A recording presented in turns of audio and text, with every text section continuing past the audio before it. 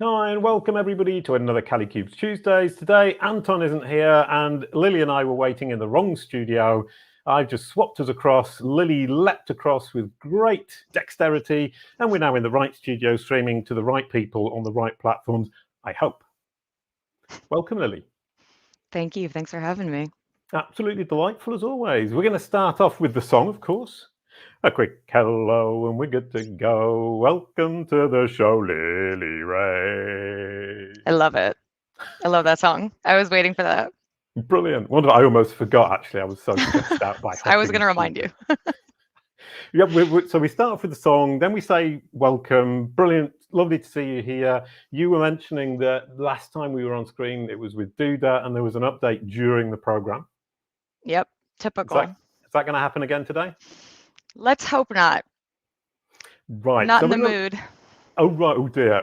Oops, dearie me. Oh, I might have made a mistake then. Right, off we go. Look at your brand, SERP. Here we go. That's you in America.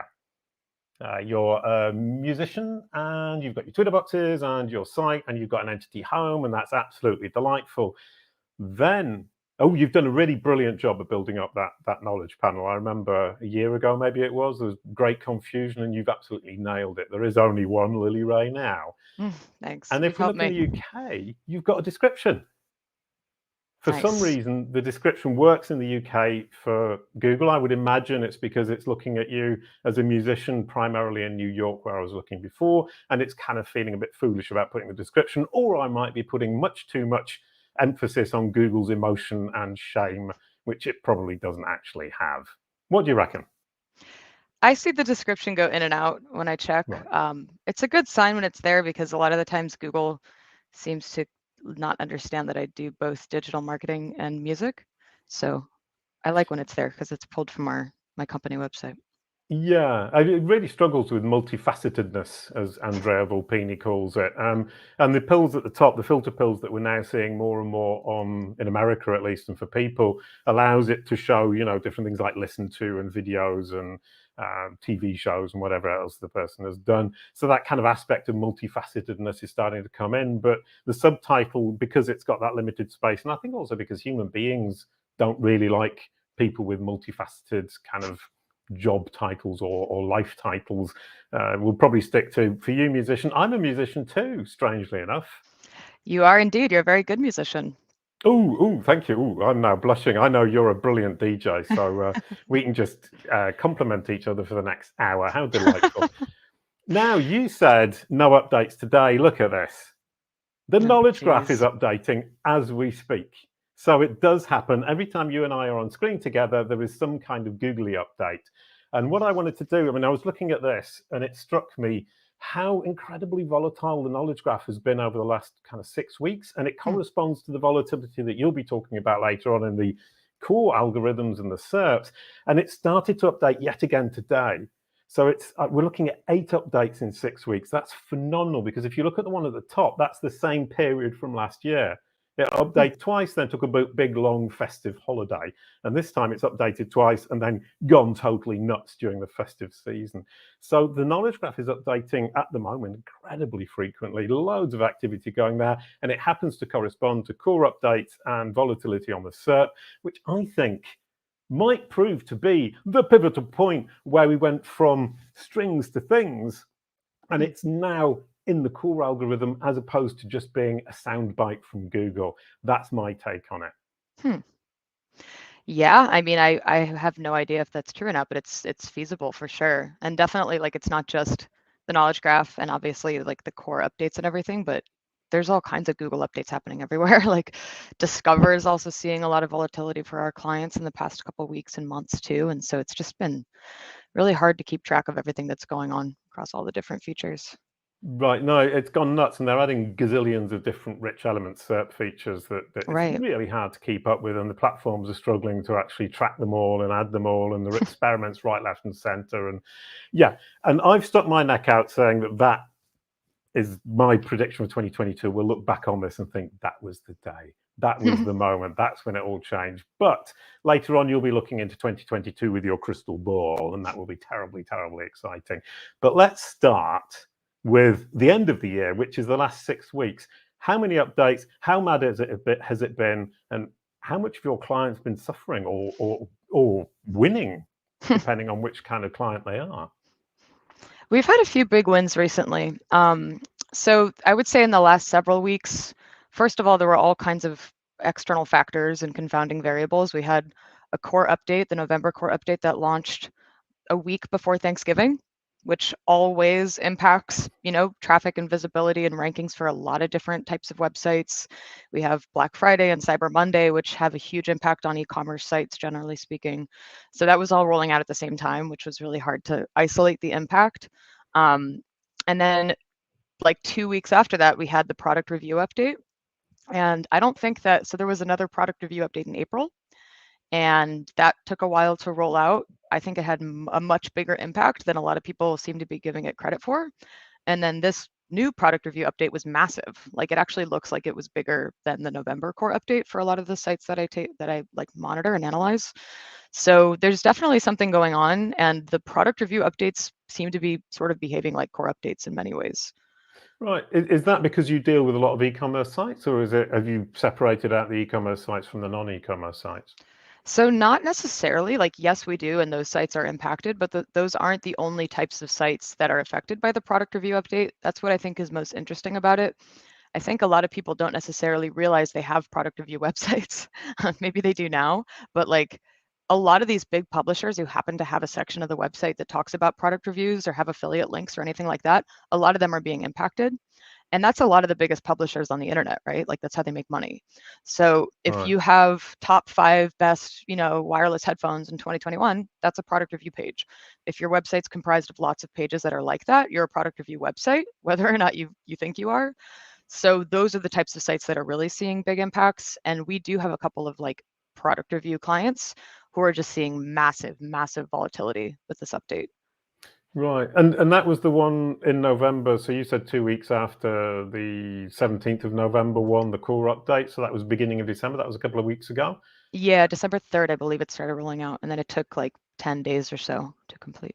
Right. At now. And that was from your, I mean, now we can look back on it after that fun day at Dudo when we were on air with it.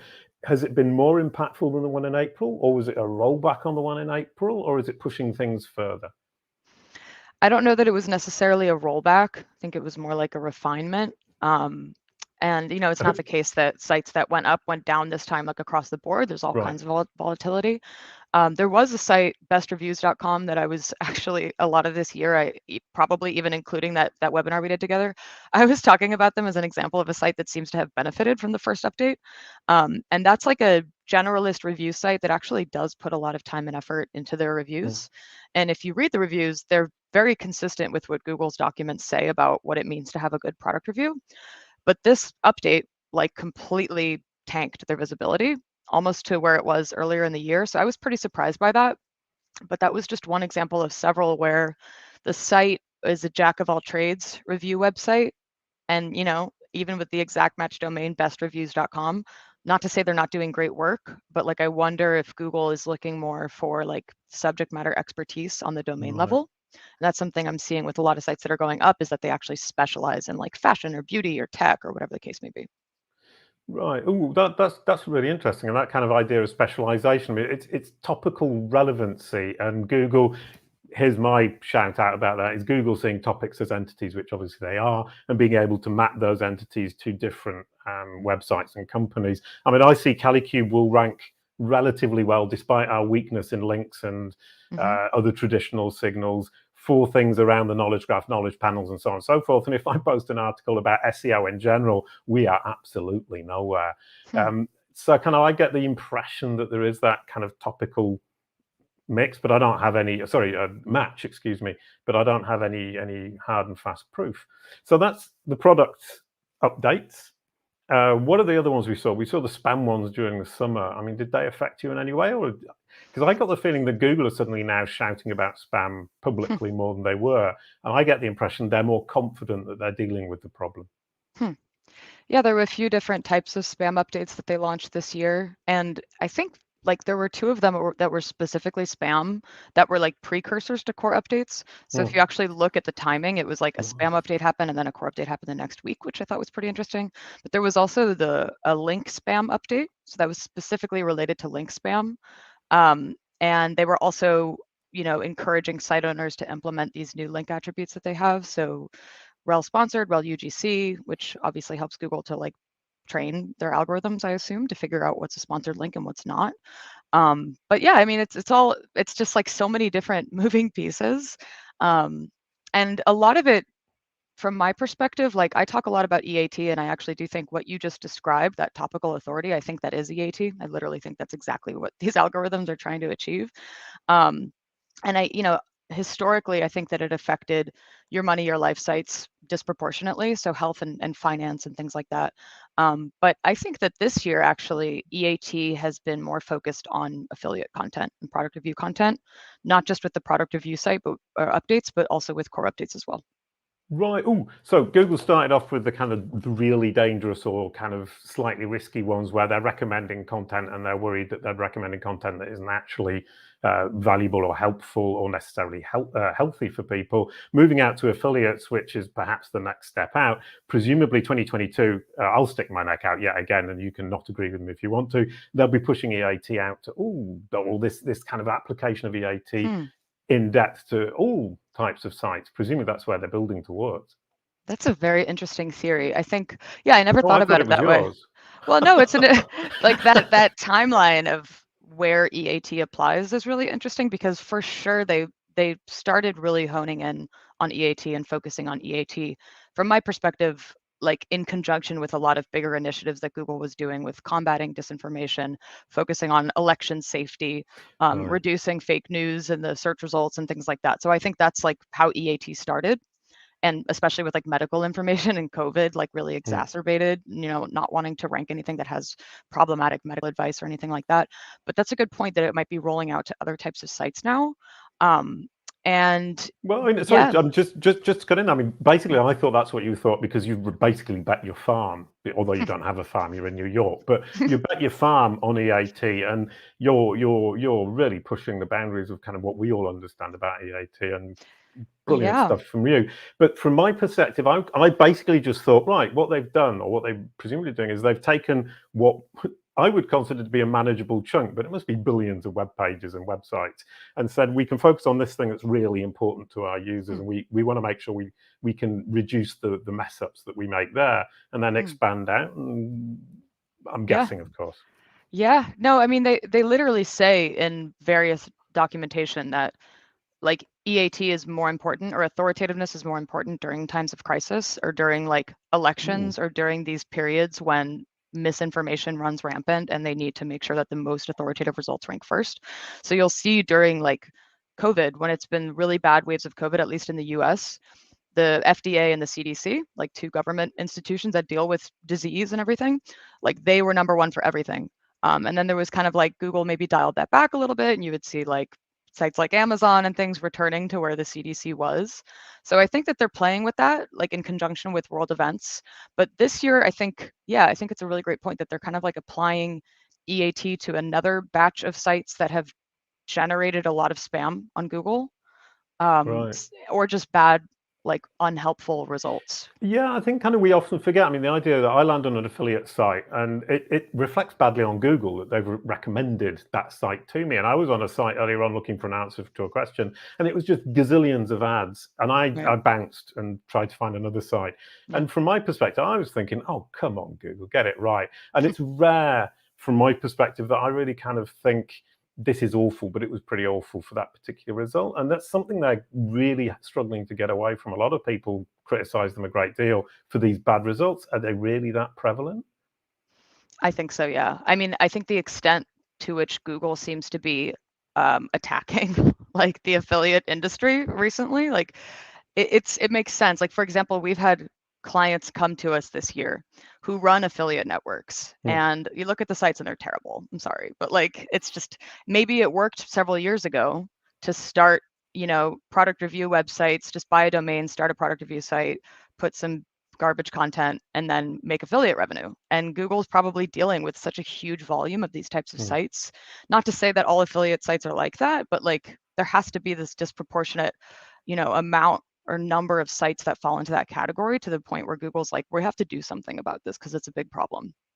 Yeah, and whether it's a big problem for the world in general or not isn't really the point. It makes them look stupid, which is obviously something they're trying to avoid, because they're selling as a product, which is great search results, theoretically. Exactly. And the affiliates thing, kind of, that really intrigued me, because it comes down to now saying you can be an affiliate site, but you have to bring extra value in what you're actually saying about the products or the recommendations you're bringing. Kind of, how's that going to play out? Great question. So they actually, when they published this recent product review update, they also published new guidelines around product reviews, which they also did earlier this year, but they literally just like last week or the week before published some new ones. So what they said with this one, and they also clarified that this new document with best practices doesn't apply to the current update that just got rolled out. So this is like a future state of best practices. But they said like product review websites should have like visual examples and video examples of you actually using the product, which I thought was a really bold move. And they also said that consumers or users like to see affiliate links to different sites, like not just Amazon across the board. So Google's really getting deep with like its criteria for what it means to have a good product review site, because most of these sites just link to Amazon, honestly. Right. Oh, I've actually got that was a great answer, by the way. It was a great question, as you said, and that's the most flattering thing you can say to somebody who's interviewing you. And so I'm going to say that was a great answer, because it was. But it actually just made me think of something. I'm a musician. You're a DJ. I spend quite a lot of time researching pedals, an effects pedal that I bought for my bass the other day, and it just struck me that I go to these sites and they will actually show a video or do an in-depth kind of description of what it does and how it's helped them. And then they usually give actually multiple affiliate links, one to Amazon, one to Thomann, and one to Clearwater. I think the third one often is. So presumably that would be a good template to follow. Yeah, I mean, I don't want to speak out of turn, because I know that there's like actual policies that the affiliates have around linking to other platforms. So I also thought, and Glenn Gabe was the first one to point this out, was like, wait, there's like terms of service with these affiliate networks. So it's kind of interesting that Google's suggesting that you put multiple links on the page, because for some people that's actually just not possible. Right. Ooh, so maybe strong arming people like Amazon or companies like Amazon to open up a bit and allow more competition, but that's obviously weakening them and strengthening Google once again. But I mean, from the music perspective point of view, I actually found it really useful as a user. I was buying a Boss loop pedal because I want to try to play the bass and then play the bass over the bass and then play the bass over the bass and then sing on it. Haven't got that far yet because it's really difficult. But the person who wrote the review reckoned it was really easy, and him on his pedal on his video just made it look so easy. I bought it. What a fool. Anyway, back to the updates. I don't know how you remember them all from this year, because there were I don't 30 maybe. If you saw my screens right now, you'd see my second screen has the Moz Google algorithm update history page pulled up, because there's just no chance. It's like, who can memorize all this stuff? You're a genius. I wouldn't have thought that. Brilliant, wonderful. Because I'm only tracking the knowledge graph, so I just don't need to worry about that. So in the updates, what did we start with in 2021? Let's go back to the start of the year. What was the first big hit? Well, according to Moz, it was passage indexing. There's a lot of different like I've forgotten about that updates. already. Yeah, there's a lot of updates that don't get grouped into these like roundup articles, because they're like visual updates to the SERP. So like we have to keep those in mind as well, because that changes every day. To your point earlier, like, okay, now top stories takes up the whole page. Like so many different aesthetic changes that Google's made. But yeah, passage indexing was a pretty big deal. That affected 7% of queries. So is that something you remember or something you just read off the screen? Both, because it's a really big number. Apparently, like the Penguin update was something along those lines as well in terms of the impact. I don't remember the exact number, but passage indexing was a very, very big deal in terms of the scale of its impact. And what was your understanding about how it actually impacted either crawling, indexing, or the SERPs? My understanding is that this is a perfect example of something that like 95% of the SEO industry doesn't understand what it is. It's very nuanced. So, and a lot of people still get it very mixed up because it's confusing. First of all, the name is confusing. Google also implemented like scroll to text in featured snippets almost at like the same time or a similar time. So it's like when you see a featured snippet and you click on the result and it jumps to a highlighted section of the page on Chrome, people think that's passage indexing because that's kind of how passage indexing or ranking was supposed to work. Like the idea behind it is that Google is able to take a passage on a given page and rank the page because of that passage, as opposed to because of like the quality of the page overall. So it allows Google to analyze individual passages and rank the page accordingly. It doesn't have anything to do with featured snippet displays or scroll to text or anything like that. So there's so many misconceptions around it, but the main takeaway is you can't do anything about it. Just write good content. Right. Yeah, but the idea of ranking because of a passage in the page does, in fact, require, from our perspective as users, that we can actually get to it. Because I mean, I do the demonstration with my clients all the time, especially on FAQ pages with 50 questions on them. You're saying you've just searched for that, you've arrived on the page, you're scrolling through, and you now have to search through the entire 50 FAQ to actually find it. And so, kind of from that perspective, being able to scroll straight to it is incredibly helpful. And what the only problem I see with that whole kind of thing is ranking because of a passage when that passage is at the bottom is going to be a bad user experience. Unless you fix the user experience. So you can introduce site links and tables of contents, and then Google itself can jump to that site link if you provide them. So that's like probably one of the main strategies my team and I work on with a lot of sites that we work on, because, and you'll see it, like top performing websites all have jump links because the pages are very robust in nature. They answer lots of different questions. They have FAQs and things like that. Every article that I write about core updates, I add jump links because it's like you don't want the user to sit there and have to scroll through all this content. So just make it easy on the user. Right, which is something we should have been doing anyway for the user for years and years and years. And the idea of chunking, and Bing talks about chunks of content. Obviously, with Gutenberg, we talk about blocks. Cindy Crum talks about fraggles. The whole thing is basically thinking in chunks because that's how we function as human beings. And that's how Google now is looking at these pages. How very delightful. What was the next one?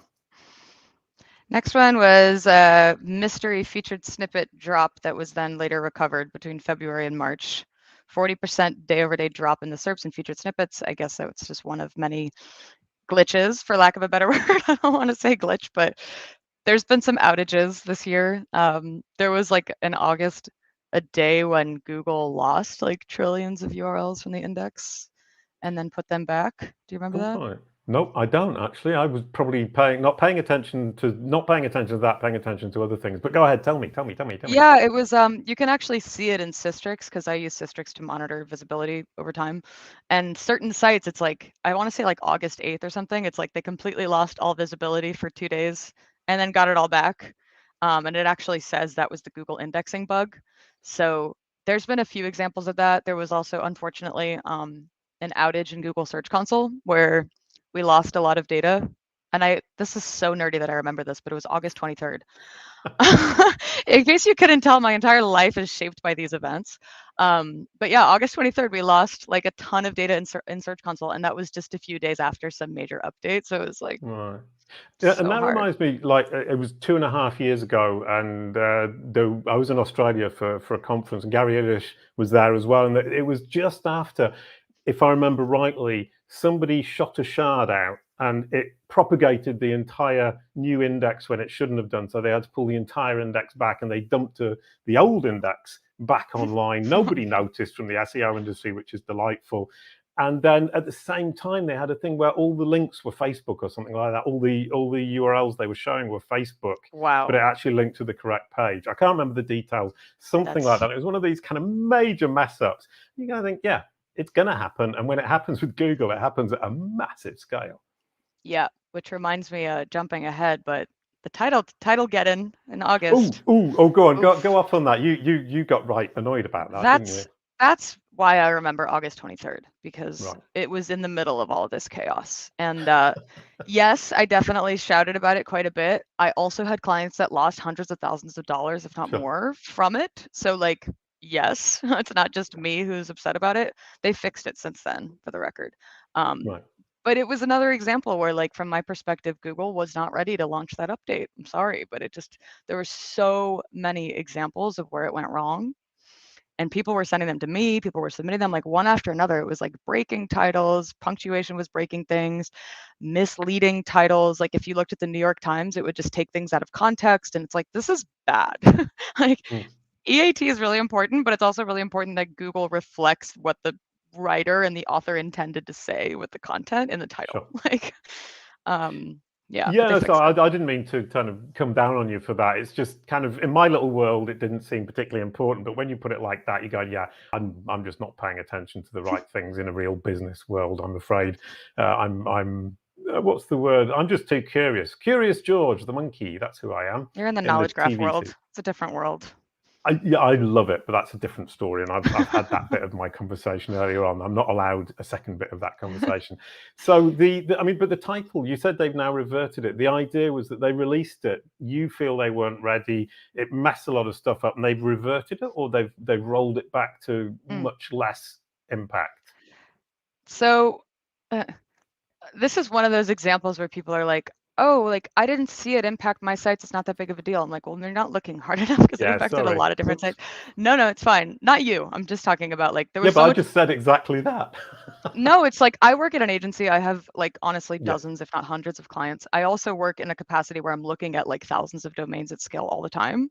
Right. So there were a lot of pretty severe changes from that update. And the SEO industry, including me and a lot of others, like gave Google a lot of feedback. They created a form where we could submit feedback. I think we sent enough egregious examples to the point where I want to say like 2 weeks after the rollout, Google literally put out a PR statement and was like, we're like making some changes. 85% or something of page titles, like HTML titles, should be used as the title on Google. When they first rolled out the title update, it was definitely not that high. It was a large percentage of sites that were seeing their titles changed. But since that like press release that Google put out, I've noticed that most of the bad examples that I found have been reverted back to what they were. And then, in situations where Google does change the title, they're usually just using like the H1 or something that makes sense. Right. Oh, they've got less adventurous, or they're letting the machine less loose. And I think kind of that's part of the ML machine learning thing, is that maybe sometimes we all get the impression the machine can do more than it actually can. And the machine, when it gets it wrong, it gets it phenomenally wrong. And Andrea Volpini from WordLift talks delightfully about the dance between humans and machines. Yeah. And not to forget that the machine, what was it? The machine can't count to 3. It doesn't actually know what it's saying. So that's reassuring. Yeah, and it's a predictive thing whereby you give it one word and it predicts the next word, then the next word. Got it. And obviously, when that goes wrong and it starts to go wrong, the machine just gets it increasingly horribly wrong as it moves forwards, because it's purely prediction, right? Word on word. So it doesn't actually know what it's saying, and that kind of is scary. So you've got to be incredibly careful. Now I'm giving lessons to Google about how to manage their machine learning rollout. I do apologize to anybody at Google who might conceivably be watching this. Obviously, I know nothing. I mean, yes, I always want to be clear that like what they're doing is like it's extraordinarily hard work, and like of course it makes sense that there are like errors and things that need to be rolled back. But to me, that was one of the more extreme examples of things going wrong that I've seen. Yeah, perhaps taking too big a risk was something that they perhaps weren't yet quite ready with. So back to, where were we, February or March? February, March. So April was the product review update. I was excited about this one because I've had some clients and people that I've spoken to who do product reviews and had been waiting for the next core update to roll out, because core updates, for anybody who's unfamiliar, like the way they work is they tend to impact certain sites. And if those sites spend a lot of time fixing things, you probably won't see the results of your efforts until the next core update rolls out, or potentially the one after that. And so I had a lot of people who were like eagerly awaiting the core update, and then the product review update happened and actually benefited those sites. So that was cool to see. But then, yeah, I think one of the biggest takeaways from the April product review update was that I learned how many sites are considered product review sites by Google. It's a lot. Right, and we don't necessarily realize that that's the case. Also, one thing that we don't really realize is that these are often very much segmented by vertical. I mean, product Mhm. reviews is one thing, but it can also be health sites or whatever it is. And a lot of, I mean, my clients, the few that I have left now that I'm working very little on traditional, as I call it, SEO, which is slightly insulting, immediately contact me and say, "Oh, there's been an update. Has it all gone horribly wrong for us?" And you say, "Well, it's not necessarily within your industry that it's going to have a massive Mm, effect." yeah. To what extent do you see it being kind of mapped to industries, and how much should people research that before panicking? That's a great point. I mean, Google will tell you it doesn't impact any specific industry more than another one. My research proves that's not exactly the case. There's definitely types of sites that get impacted with a lot of these updates. There's also plenty of sites, maybe 50 or 60% of our clients that don't get impacted, like ever. And what's interesting is that a lot of SEOs and like particularly in-house SEOs be like, what's the big deal about core updates? Why does everybody talk about core updates? I'm like, clearly your site doesn't get impacted, but that doesn't mean that other sites like don't or do, don't, whatever. Right. We've had clients that have lost 80% of traffic overnight from core Oh dear. updates. So if you're impacted very heavily. And I think that's the case with product review updates as well. So now it's like two different breeds of core updates that are happening. Yeah, and then kind of you're in the situation where it's a real all or nothing game, relying very much on Google, which is perhaps not a really brilliant way to be building a business online. Or am I Yeah. once again oversimplifying? Of course, you should try to get traffic from other channels, but Google's the biggest player in the game, so it's hard to not focus on SEO. I think there's more focus on SEO now than I've ever seen throughout my career. Yeah, right. I mean, it is phenomenal. A lot of focus, but also incredible number of updates, especially this year, which makes that focus slightly more dangerous. So, if we Right. move forward from April, what's the next one on your list? You get to choose because you're the guest. So we had the June and July core updates. That was like a two-part core update. Google actually pre-announced that this is going to be a two-part core update. I also just totally skipped over the page experience update because I'm so done talking about it. Right. But also, I think it's funny enough, it probably got the most attention of the SEO industry and the least impact. Yeah. No. So Yeah. No. That for me, that was a bit of a. Do you call it a wet balloon, a wet feather, a dropped something like that. rat or something? Is it? Yeah. Yeah. Everyone made a big fuss. Google made a big fuss. It came out and nothing happened. And a guy from Duda, whose name has slipped my mind for the moment, was saying basically at Duda, with the masses of data they have, they didn't see any real difference, and they have apparently great Core Web Vitals performances. And he was saying it didn't make any difference, and it was a lot of fuss about not very much. It's exactly what they told us would happen for the record, for anybody that was paying attention. Like, it was one of those, like, this is a small ranking factor. It's going to be incorporated into the page experience algorithm, which already had considered things like Mm. page speed and usability and everything. But my perspective throughout the whole experience was like SEOs love these scorecards and they love Right. Yeah. seeing the green check mark and they focus so much time and energy on that when the content's not good. Like, But good luck. but isn't that a lot to do with the clients? Is that you can say, "I've done this," and you can show them a thing that's gone from amber to green, or from red to amber, or to, and Yeah. that for a client is really reassuring. And that the fact that it doesn't actually have any real impact isn't the point.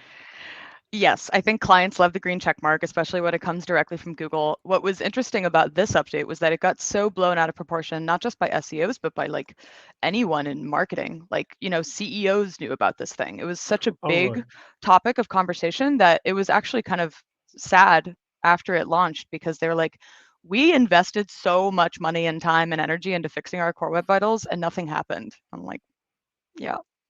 And that Right. unfortunately makes them trust us less. So that was one bad outcome of the whole thing. But Oh dear. Well, in fact, CEOs were talking about CWV, which is a delightful double acronym. We weren't going to talk about that. We were going to skip on to the June and July updates, and we've completely failed. mm, June and July. June and July. So honestly, like I don't even remember the biggest takeaway from these ones. I do remember one of them resulted in a lot of dictionary sites increasing in visibility. The July update resulted in a lot of international TLDs All of big brands like Amazon and Pinterest seeing big declines in the US. So that was an interesting outcome.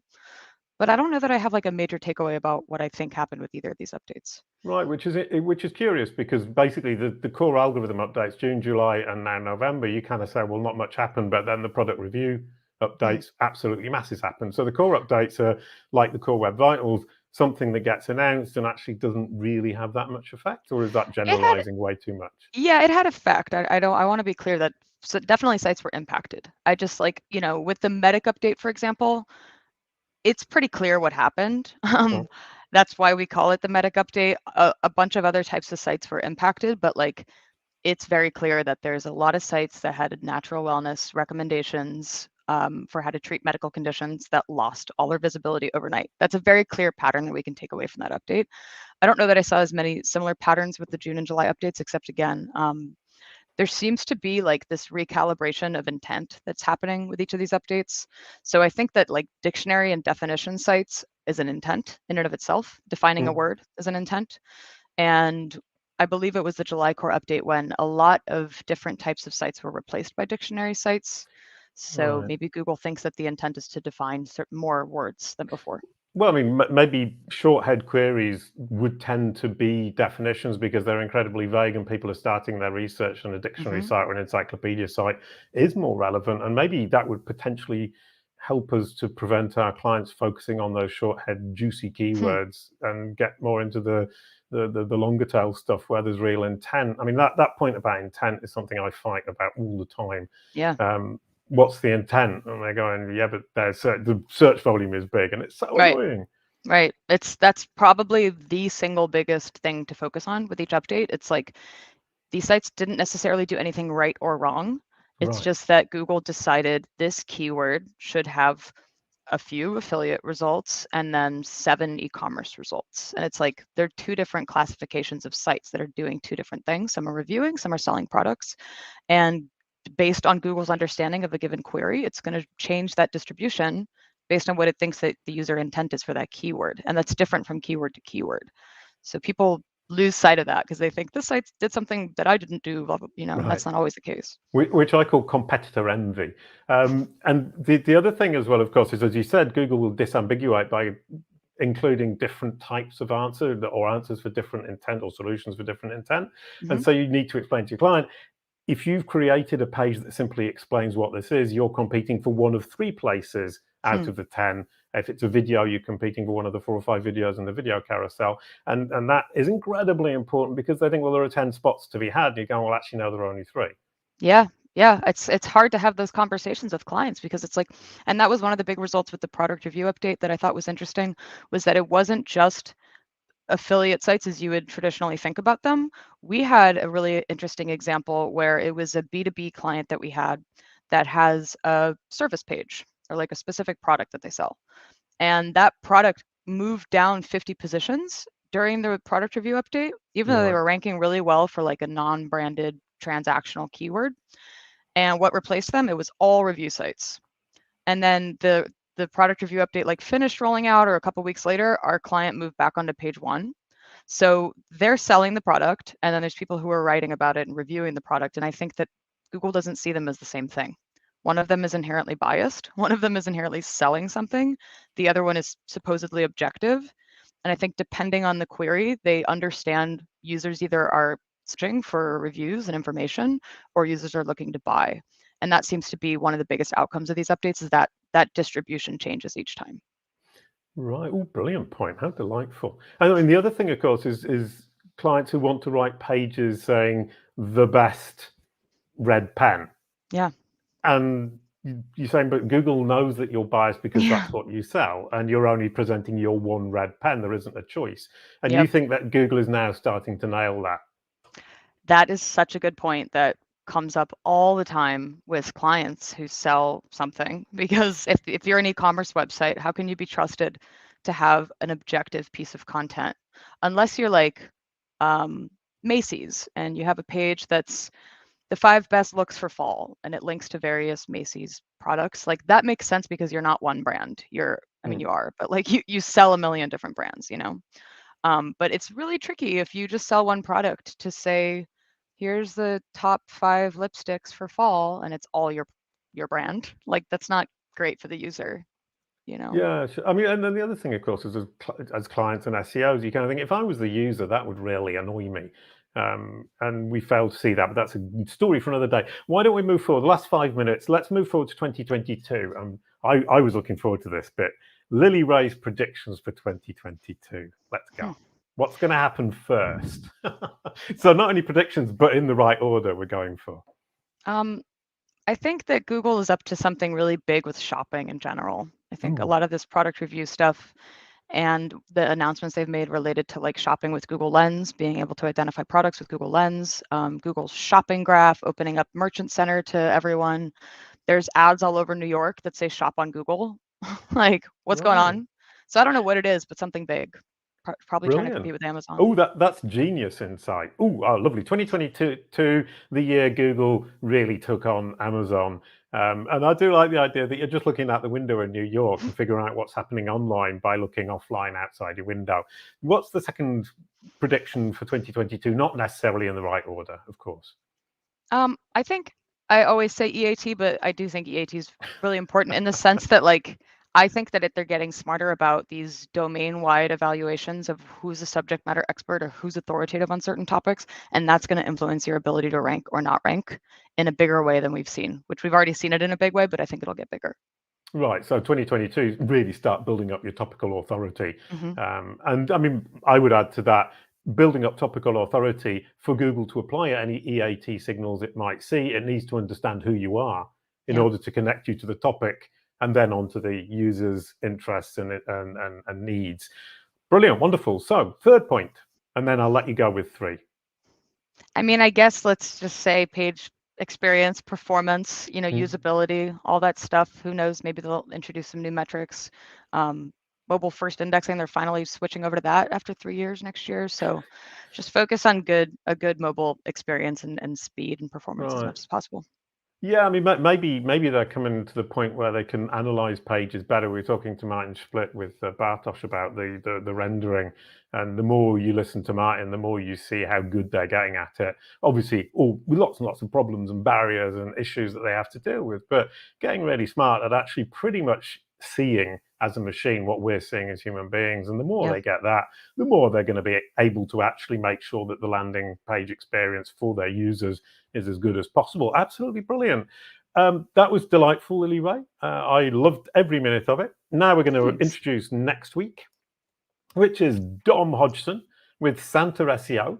We decided we're going to have a bit of a festive episode, and Dom wanted to talk about Santa SEO, all about Christmas campaigns, going from SEO to PR, offline PR, and doing a window display on your website, whatever that might possibly mean. Dom's a delightful chap, and as we will see, he is also an embarrassing dad. I can barely read that. Could you pass the baton, Lily Ray, to Dom?